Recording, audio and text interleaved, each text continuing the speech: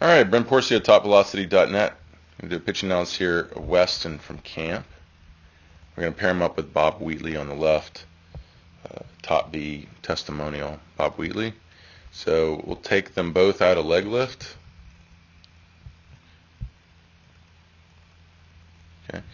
You can see Bob is probably just pushing or getting a little bit farther out from the rubber. I wouldn't say that much farther, but maybe just a little bit farther in his shift of momentum early.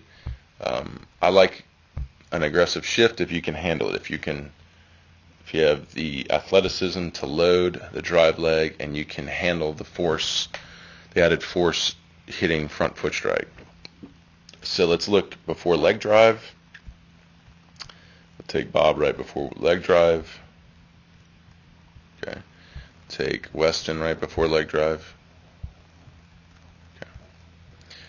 I'd say, Weston doing a good job. You're doing a good job of loading down, forwarding down at the same rate. I think Bob, always was challenged by that due to some hip mobility issues. But you can see your front leg is getting out farther away.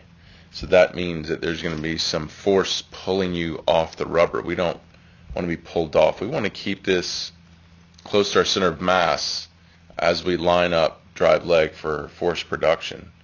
So when we go to create those forces, we get all that back hip energy coming around, because we don't want any energy, too much energy in the front side, because then it's going to make it harder for the back side to come around and create that rotation. So you can see when Bob goes into his drive, into front foot strike, and stabilizes, you can see his hips really popping open hard as he hits front foot.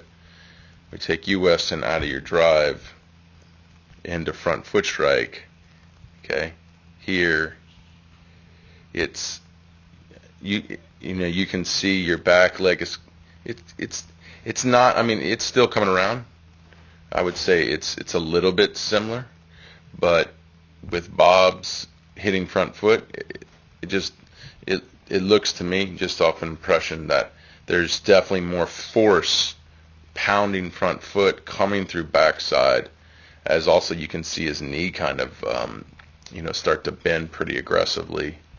You can see here with you, your legs just kind of staying down and slowly coming around. So I mean, we're just looking at something very specific here, and we're not looking at a dramatic difference, but we definitely can see Bob has a little bit more force impact hitting front foot, more back leg, more of that force coming from the back side, the back hip and around. So when Bob goes to lay back and everything opens up, I would say y'all look very similar here. Bob might have a little bit more hip abduction, which would be more evidence that he had more backside force hitting front foot. So it looks like the hips are a little bit more adducted. So if I looked at the pelvis orientation, it would be like this. Your pelvis orientation would be like this. Okay, so Bob's just a little bit more tipped that way into front foot. So we'll see what that does. How does that carry him forward into release, and how does that carry you forward into release? And then we'll just get the angle tool out here and see the differences. So here's the trunk angle to the ground. Let's see your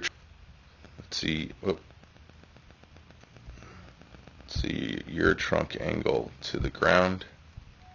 Big difference, huge difference. And studies show that the trunk power is really the key. Getting that more trunk forward tilt, more energy pushing forward into release. That's more energy that's going to be pushing up the body into the ball. And you can see his front leg looks a little bit more extended than you. All right. So, and also this is a bigger guy than you. 225, 230.